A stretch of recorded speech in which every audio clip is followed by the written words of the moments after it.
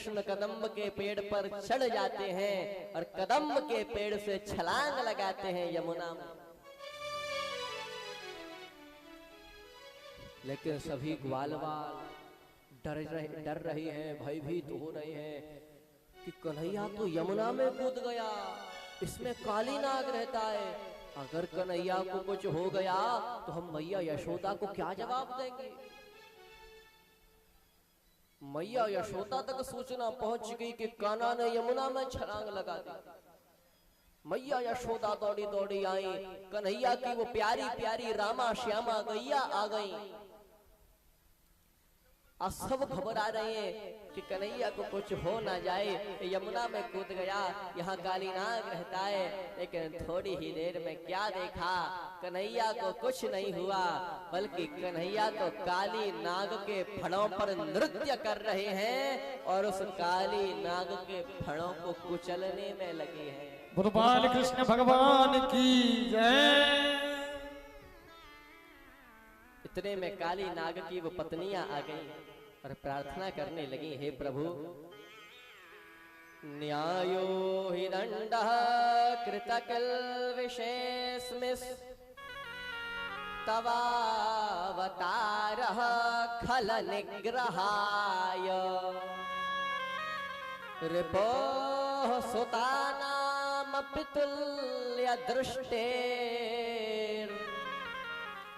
धत्सेदमं फलमेवानुशंसन।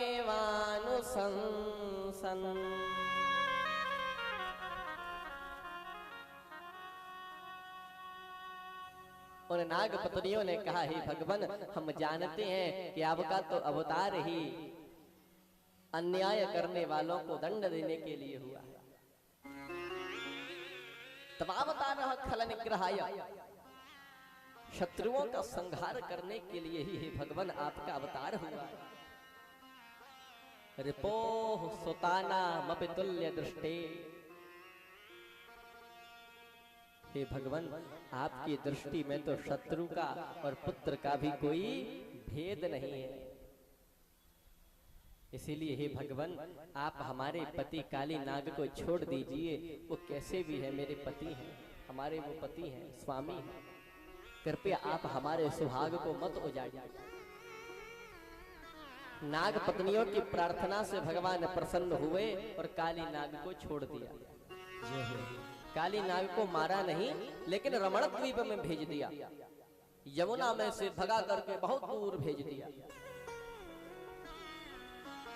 तो सभी ध्यान देना, भगवान श्री कृष्ण ने काली नाग को यमुना में से भगा करके यमुना को बिल्कुल स्वच्छ कर दिया,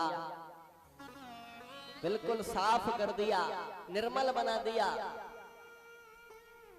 लेकिन आजकल यमुना आदि नदियों को स्वच्छ करना बहुत ही मुश्किल हो गया है। क्यों? क्योंकि पहले केवल एक काली नाग था, लेकिन अब हजारों काली नाग पैदा हो गए हैं। मैं बताऊं ये काली नाग कौन है? नदियों के नाम पर जो धंधा करें वो है काली नाग। सरकार की ओर से नदियों की सफाई के लिए आए हुए पैसे में से जो खा जाएं वो है काली नाग। नदियों में जो गंदगियां फैलाए, गंदगियां डाले, वो है काली नाग। चुनाव लड़ने से पहले जो घोषणा कर दे कि हम जीतने के बाद नदियों को बिल्कुल स्वच्छ बना देंगे, लेकिन चुनाव जीतने के बाद नदियों की ओर जो मुड़ कर के भी ना देखे वही है काली नाग। बोलो ऋषभदेव जी महाराज की।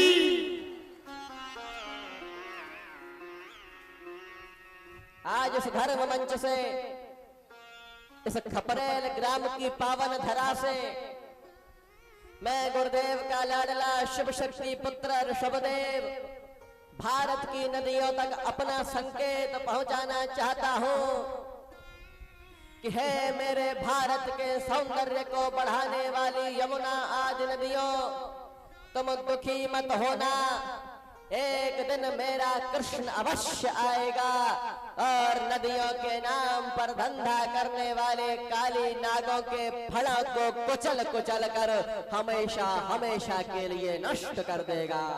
बोल वृंदावन बिहारी लाल की।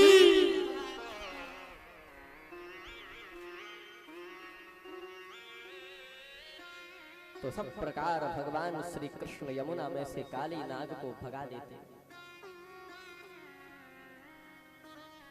एक बार जंगल में आग लग गई, ग्वाल वाल भयभीत होने लगे। तब ग्वाल वालों को बचाने के लिए भगवान श्री कृष्ण उस दावानल अग्नि को ही पी गए। लेकिन भगवान ने देखा कि वर्षा ऋतु आ गई, पूरा वन हरा भरा हो गया है, हर ओर हरियाली ही हरियाली है।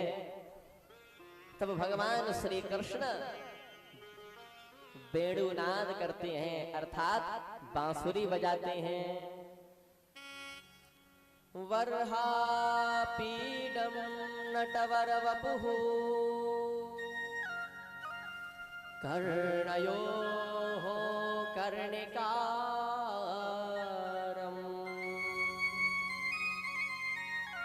विभ्रत